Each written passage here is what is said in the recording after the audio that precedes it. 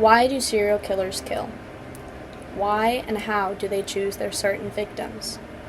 Could it be explained by a chemical imbalance in their brain? Or does it have to do with their childhood and the trauma associated with it? This is Grace Ann Rock, and you're listening to the Rockcast. First, a disclaimer. I am in no way an expert on the behavioral analysis of serial murderers. I just have a so-called fascination in the criminology of their crimes. Criminology is the practice of trying to figure out why they did what they did. It is the why of the crime.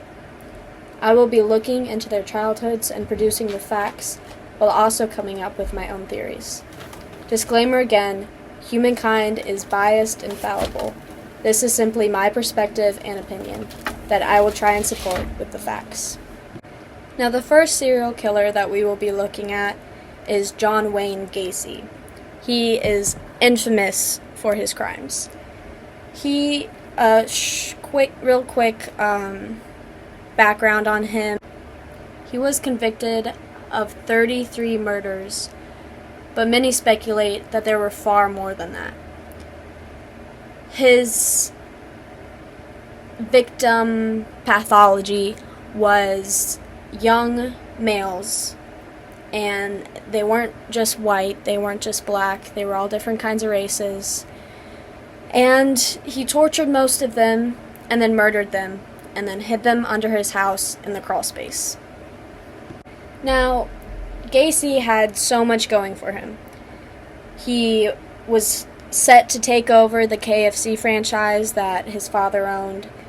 He was a well-respected and regarded member in his society and community. Everybody trusted him. So it's that kind of thing that you hear in all those like Dateline shows where it's like, you never would have seen it coming. He was such a nice guy. That's exactly what people said about Gacy. He was also married twice to two separate women, and he had 2 kids with one of them. So this guy lived a pretty normal life as it was. And, I mean, like I said, it's a thing where people say you never would have expected it. John Wayne Gacy is a perfect example of you would never expect a guy like this to do that. Nobody saw it coming. And I think that's actually a really scary part in today's society, because there's that statistic that there's about 50 active serial killers in the United States right now. Now, I don't know how backed up that is, but just thinking that someone you know could be a serial killer is a terrifying thought. And then, of course, it's always the nobody saw it coming. So that's always something to keep in mind, especially as time goes on and things get even more complicated and twisted. I'm not saying this to be a Debbie Downer and that you shouldn't trust people, but I just think it's good to keep your wits about you. And then again, I'm not saying that at least one person in your community is a serial killer. I'm not saying that. But you never know. I'm kidding. Now, let's look at John Wayne Gacy's childhood. Because childhood is where a lot of stuff starts, and that's our most formative years, is our childhood and teen years. So the way that a child grows up and the way that a person's parents are determines so much for their life. Gacy's biggest problem was with his father. His father was verbally and physically abusive, as well as an alcoholic. His sister talked about how they would come home for dinner, and they'd all be sitting at the table, and their dad would go downstairs to the basement and drink. And they'd all wait with bated breath for him to come back up, because they knew that he was going to yell at them or hit them. Even Gacy's mother was terrified of his father. Gacy was also molested by a family friend. And I'm not going to go into how much that affects a child. I think that speaks for itself. But the trauma that stays with that can say so much. But also, John Wayne Gacy and one of his friends when they were young and little, they molested a young girl in the neighborhood. And when his father found out about that, he beat him for it. So, you take this awful thing that Gacy did as a kid, and then you add the beating from his dad on top of that. It's interesting looking at that, how he went from molesting a young girl at a young age to when he was grown up, he was molesting young boys. I think that's an interesting parallel and a very interesting divide. Could his father beating him for it have something to do with it? I don't know. Maybe. It's something to think about. He also had 2 cases of blunt force trauma. And one of them, he fell down a staircase. And some psychologists and experts say that when he had that blunt force trauma to the head, something like changed and something shifted in his head, and that's why he became a serial killer. But that's just a theory. He was also in and out of the hospital his whole young life for a very rare heart condition that he had. So when he was in the hospital, he'd be taken away from social circles and just social interaction in general. So I think that could have had an effect, that did have an effect on him as well in his adulthood. None of this, I want to make this very clear, none of this excuses the terrible things he did. But you could look at this stuff and say, okay, I see where this could have changed things for him. But in no way is every person that had a childhood like this like John Wayne Gacy. Gacy is one of the most notorious, terrible killers in history, and he'll always be remembered by that. But it is interesting to look back at the childhood and compare it to his adulthood. Now, the next killer we will be talking about is Ted Bundy, also known as the Lady Killer, because he was so charismatic and charming. Now, many say that Ted had a very positive and good home life when he was young, but I think you need to look a little deeper into it, because he was born in a house for unwed mothers, and he had no father for the first few years of his life. His grandparents raised him, and they raised him to believe that his mother was actually his sister, and that his grandparents were his real parents. He said that he got along with his grandfather very well, and he never had any issues with him. But then his mother married. She was never married in the first place. She married a guy, and he did not get along with his stepfather at all. Ted and his stepfather would have multiple altercations together, and more often than not, his stepfather would occasionally strike at Ted. He was also very insecure about his illegitimate birth, and one source says that they were trying to talk to Ted and tell him that it's not that big of a deal and he's got a stepfather now. And Ted just responded with, well, that's easy for you to say. You're not the one that's a bastard. Many serial killers have had a past run-ins with the law. Ted was notorious for being a peeping Tom and going to the windows in the houses in the neighborhood where he knew women lived at, and he'd watch them get out of the shower and change their clothes and everything. And he also had a very bad pornography addiction as a pretty early teen. And as a lot of serial killers, he had a fascination with dissecting and pulling apart small animals. And seeing how, similar to Jeffrey Dahmer, who we'll talk about later, he enjoyed dissecting them and looking at their innards and figuring out how things work and how to make things stop working. So while Ted had a pretty normal's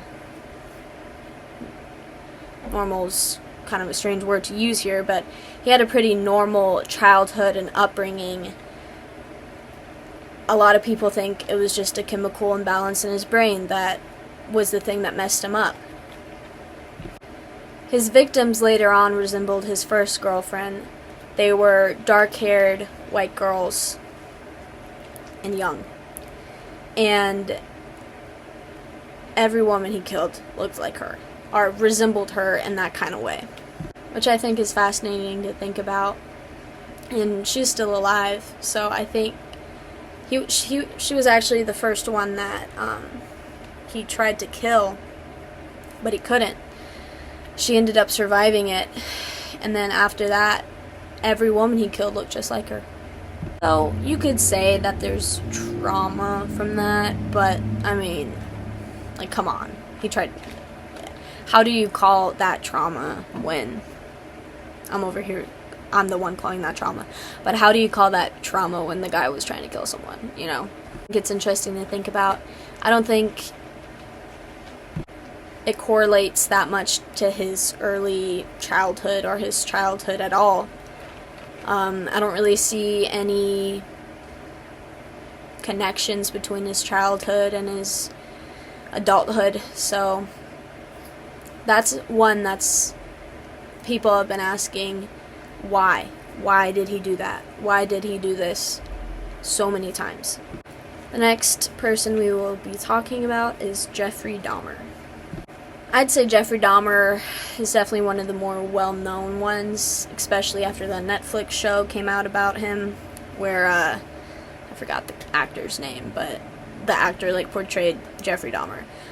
Here's one of my personal opinions. I do not like it. I'd much rather watch a documentary than watch a show like that, because it feels too much like entertainment for the masses, and I just think it's kind of gross to act like such a disgusting human being that killed and raped and ate people. I don't think people should be acting that out. I'd much rather just listen or watch a documentary of it. But I did watch a few of the episodes of that Dahmer show, so.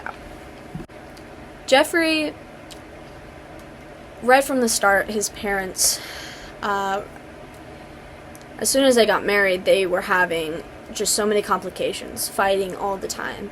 And then to top it all off, Jeffrey was born almost immediately after their wedding, 9 months after their wedding. His mother was very, very depressed. She suffered from severe depression and even tried to commit suicide once. She was also very loose with her medication, and because of that, she almost died because she took too much. When Jeffrey was young, his father was very absent due to his work, so his father wasn't around very much, so the only parental figure, really, that Jeffrey had in his early life was his mother, and his mother would just be in bed all day because she was just so depressed and miserable all the time. Jeffrey's fascination in dead animals started very, very early on. It started when his father was digging out a corpse of some small rodent from underneath the house, and Jeffrey was just infatuated with it. He called the bones of it fiddlesticks. When his father noticed this fascination with animals' anatomy and biology, he encouraged this because he thought that Jeffrey would go on to be a doctor or some kind of medical physician. Boy, was he wrong. My goodness. Jeffrey started experimenting with animal bones, and his father helped him. He was trying to figure out how to disintegrate them and also preserve them. One night at the dinner table, Jeffrey asked his father if bleach would disintegrate bones. So after that, they started doing experiments with roadkill. He began day drinking at school at the age of 14 as a freshman in high school. And then soon after, he realized he was queer, but he kept it a secret from his parents. He had a boyfriend, but they never did anything, and that's when the fantasies began of being dominant over a completely submissive subject. And then this these fantasies became intertwined with the dissections that he was already doing at home.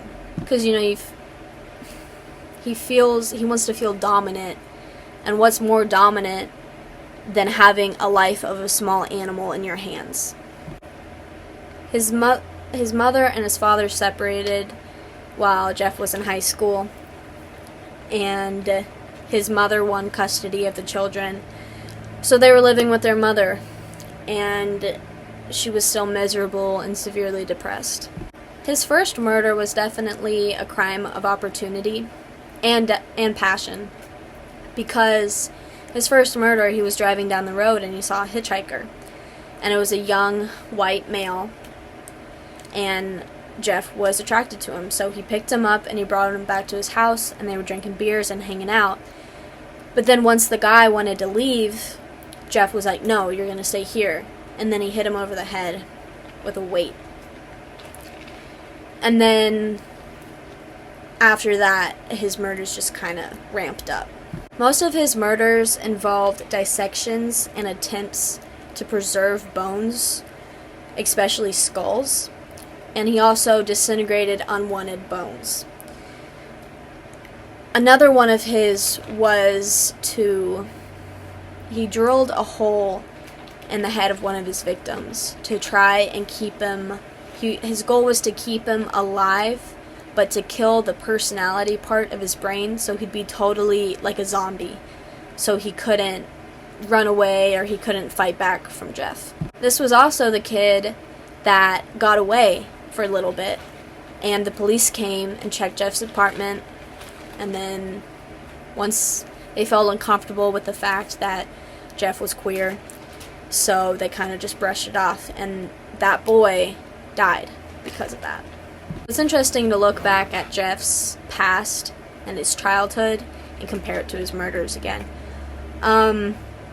Obviously, the animal dissections can be connected to the dissections of the people.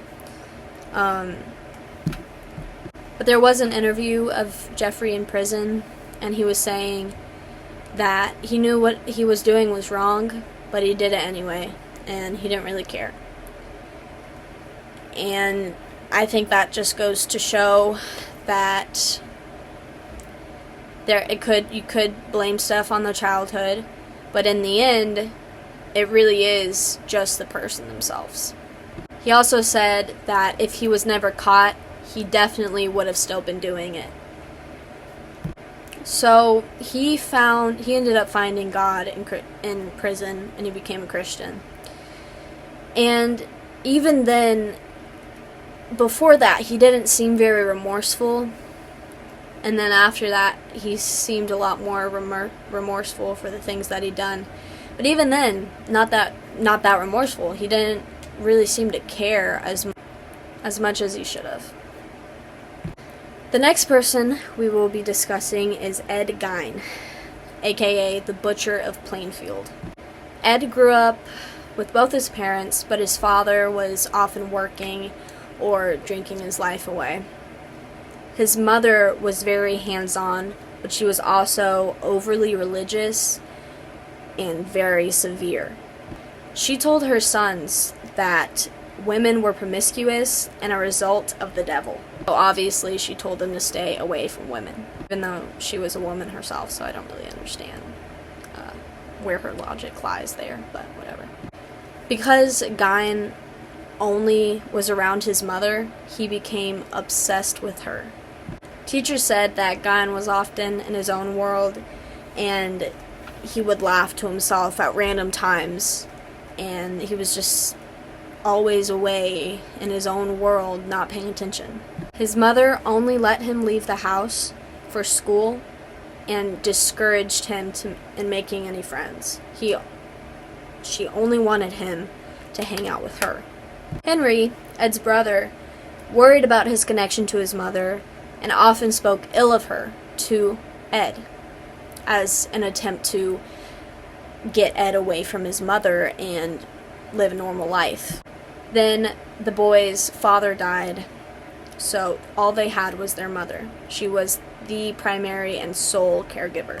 One day, a fire began at the back of the Gein property, and Henry was found dead, and the official cause was asphyxiation.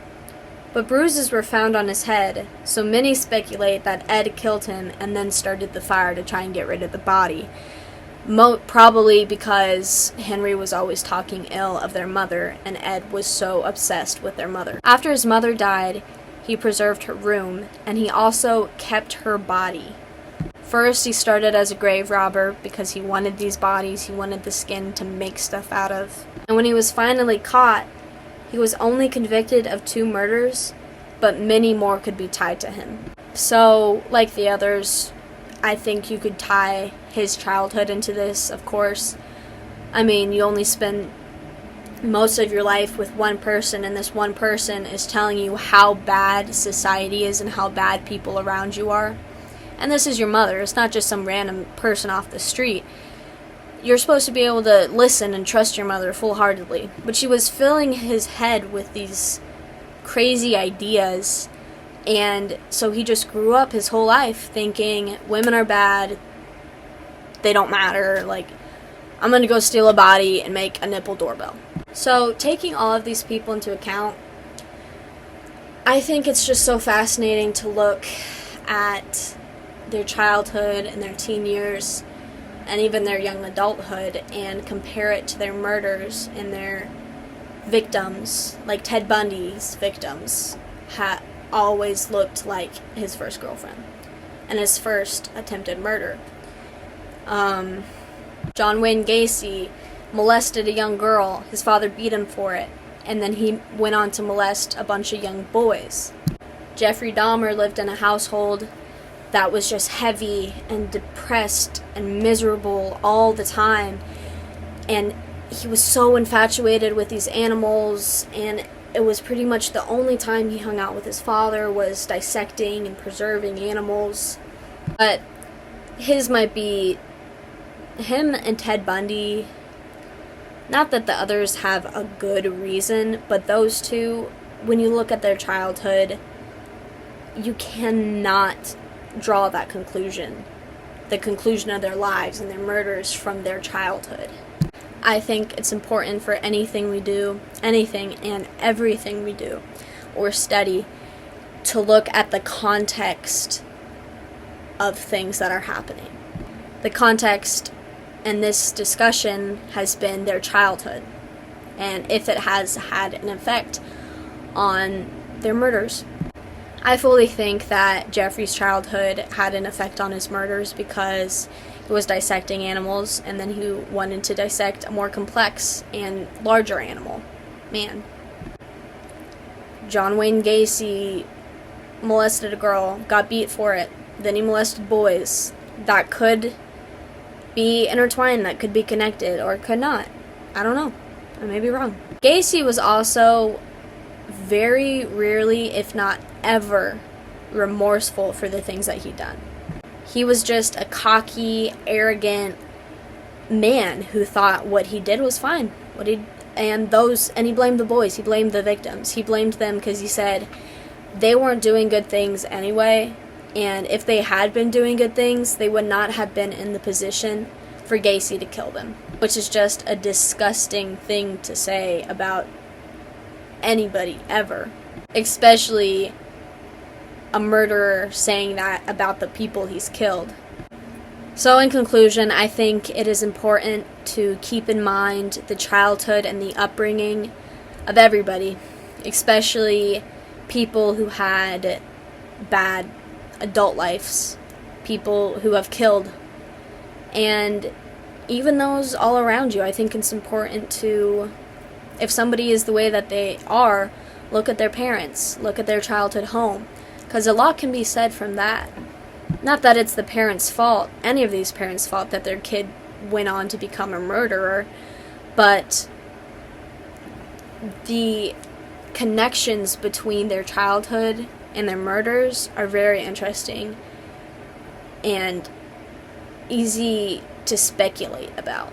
And finally, I am in no way excusing these terrible men for doing the things that they did. But as I said many times before, look at the context, look at their childhood, and look at their parents and see the connections. Not from a justification standpoint, but a more of reasons standpoint. Why they did this, why they picked the victims that they did, and why did they turn out the way that they did.